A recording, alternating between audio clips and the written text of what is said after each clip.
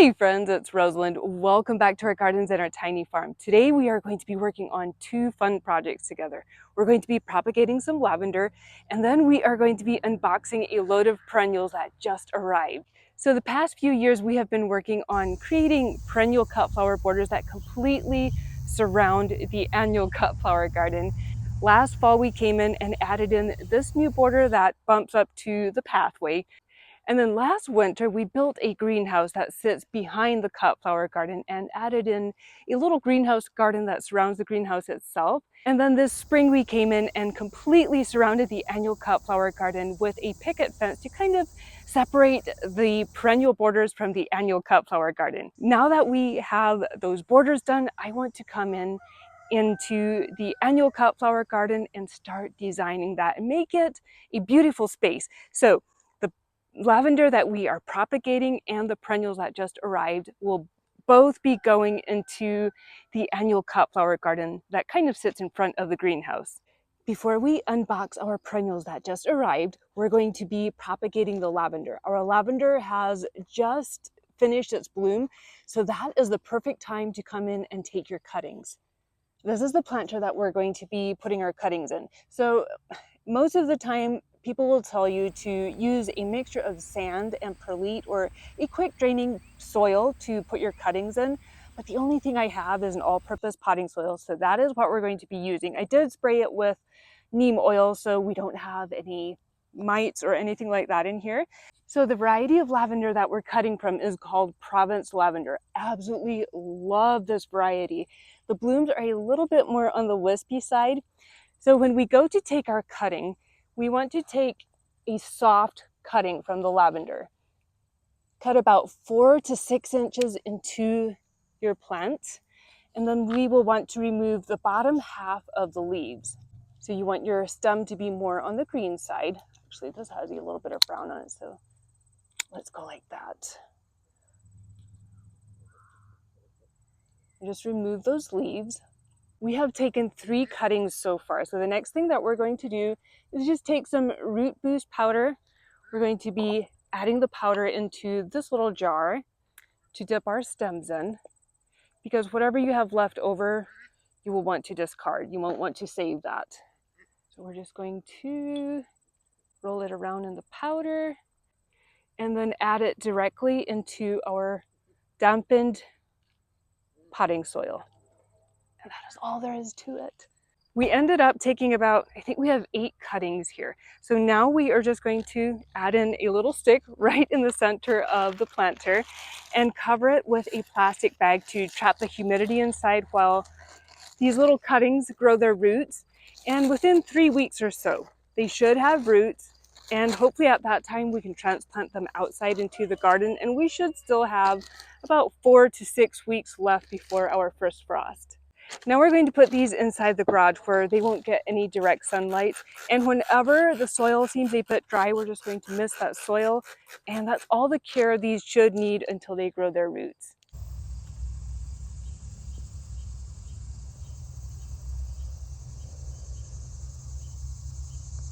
We have our box of perennials. I'm not even sure how many we have in here. I just opened it and quickly took a peek inside. But before we unbox them, let's together walk into the garden. I want to kind of share the design thought and plan with you guys.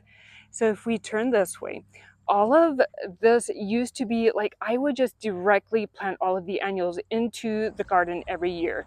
But this year, with the greenhouse behind the cut flower garden, I have been rethinking this space. We've also been harvesting our potatoes, so that's what you see over here. Over here on this side, we have all of our vegetables growing, and this is kind of the way that we used to grow our annual cut flowers. But I think we could make this a lot prettier. I had shared this a couple weeks ago with you guys, that where all of this blue paint is where I'm thinking that we could have raised beds, and everything else would be pathway. Over here along the picket fence where you see this line, all along here, I would like to plant a couple of perennials in there and then just completely fill it out with annual cut flowers. And then each raised bed would have their own variety of annual cut flower growing in it.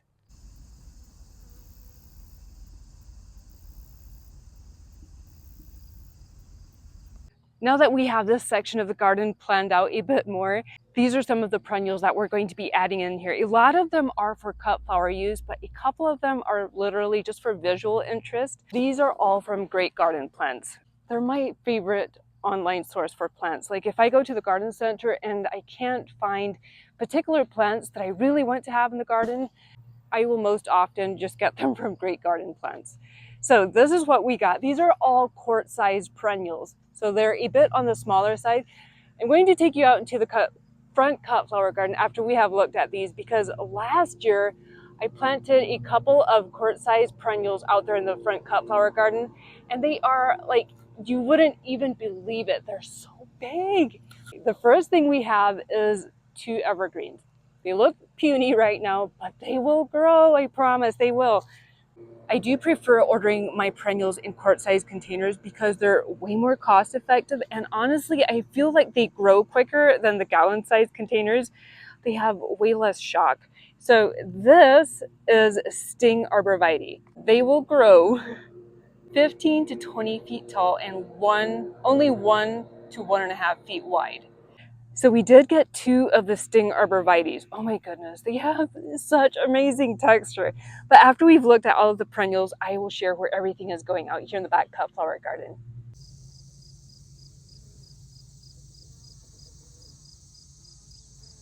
Next, we have Miss Apple Siberian Iris.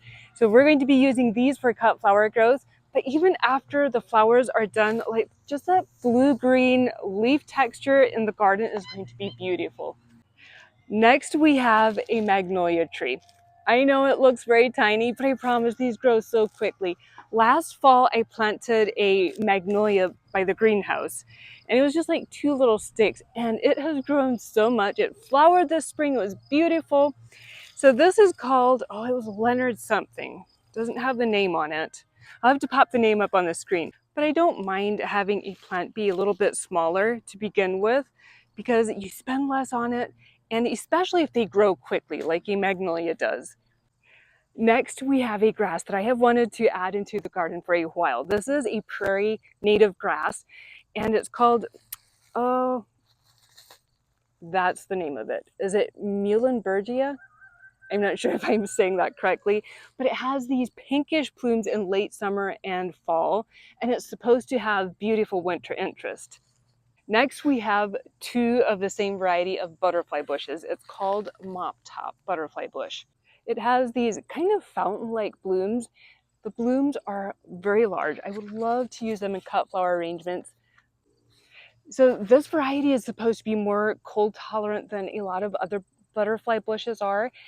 And it starts blooming in spring already, which is so exciting because hopefully it'll welcome back the hummingbirds and the early feeding butterflies, but it grows 3 to 5 feet tall and wide. Next, we have a rock steady chase tree. The first time I saw this one in someone's garden, I was like, oh my goodness, I need to get my hands on it. So I was very excited to see that Great Garden Plants had this variety of chase tree. So it grows 4 to 12 feet tall and 4 to 5 feet wide. Here in our growing zone 5B, it probably won't get that tall because it most likely will die back to the ground every winter. Like, we are on the very cold end of the growing zone. It's hardy in growing zones 5B through 9. But it's supposed to have 16 weeks of blooms, which means it should be blooming all summer for the pollinators. And last but not least, we did get another Bobo hydrangea. Last week I had shared with you guys how much I love this hydrangea. Panicle and smooth hydrangeas are my favorite in the garden because they bloom on new wood, guaranteeing that you will get color from them every year. So this looks very small, but last summer I planted a hydrangea this size in the front cut flower garden. And I have to take you guys out and show it to you because it has grown so much. Before we look at where everything is going to be planted into the garden, let's go out into the front cut flower garden and see what these very tiny perennials that we planted last summer are looking like now. Out here in the front perennial cut flower garden, this is the evergreen that we planted last year. This is Thin Man Arborvitae. Now, it did come in a gallon container, so it was a tiny bit bigger than the one that we got today. But isn't it amazing? Okay, let me put this one beside it to see how much they actually grow in 1 year. Like, look at that difference. It literally doubled in size. And this is our pufferfish hydrangea that we planted last year. It was the same size as this when it arrived. Isn't that amazing how much a little perennial like this can grow in 1 year? So even if these perennials are a bit smaller that we got today, I know how quickly they grow. I mean, this is proof.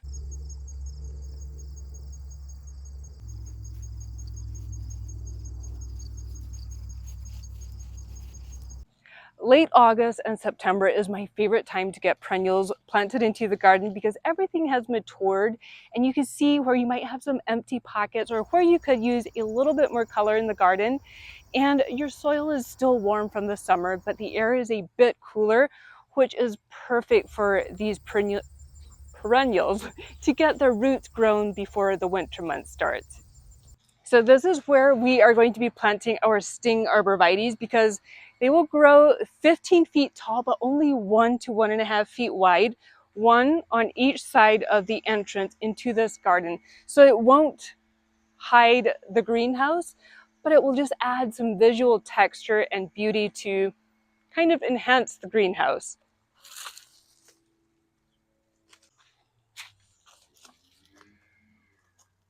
Imagine in about 2 years, we'll have all of these raised beds in here filled with cut flowers, and then we'll have our two sting arborvitaes framing the entrance into the greenhouse garden. So over here, along the fence, is where we are going to be planting our chase tree, kind of right here where the middle of this bed will be. I anticipate since we are on the coldest end of the growing zone for this chase tree, it will probably only reach to the top of the fence and probably kind of just fill in this space, but it will be filled with color all summer, which will bring a lot of beauty into this border. Right inside this entrance into the cut flower garden is where we are going to be planting our mop top butterfly bushes on each side. So we'll have our one butterfly bush over here on this side, and the other one will be on this side of the entrance. But can you just imagine like those beautiful lavender cascading flowers, which will probably reach to the top of the picket fence on each side? Oh, it's going to be so beautiful.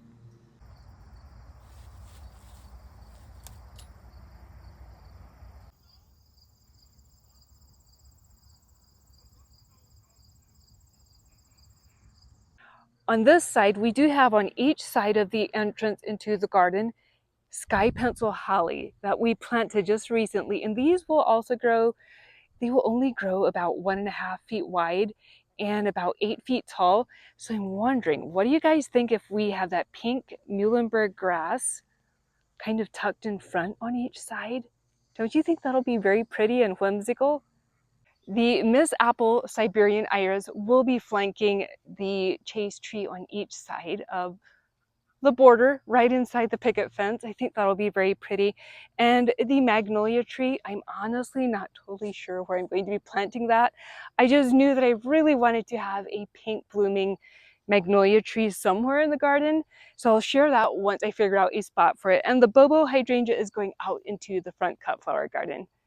I know that the way the cut flower garden looks like right now, it's kind of hard to imagine what it will become eventually, but I'm so excited to just continue building a dreamy cottage style cut flower garden.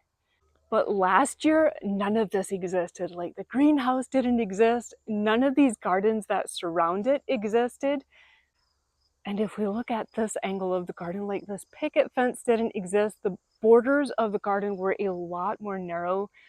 This pergola, like none of this was here. So that's why it's so exciting to just continue building your dream garden. And I know that by next year, this time when we look out here, this will look completely different. But my goal is to just continue building out the gardens and adding in perennials and cut flowers that we can enjoy both in the garden and in bouquets. Well, friends, I'm excited to just continue building the gardens with you guys this fall. My hope is always that our gardens bring joy and inspiration to your own gardens and to your day. Have an amazing week, and I will see you right back here real soon. Bye.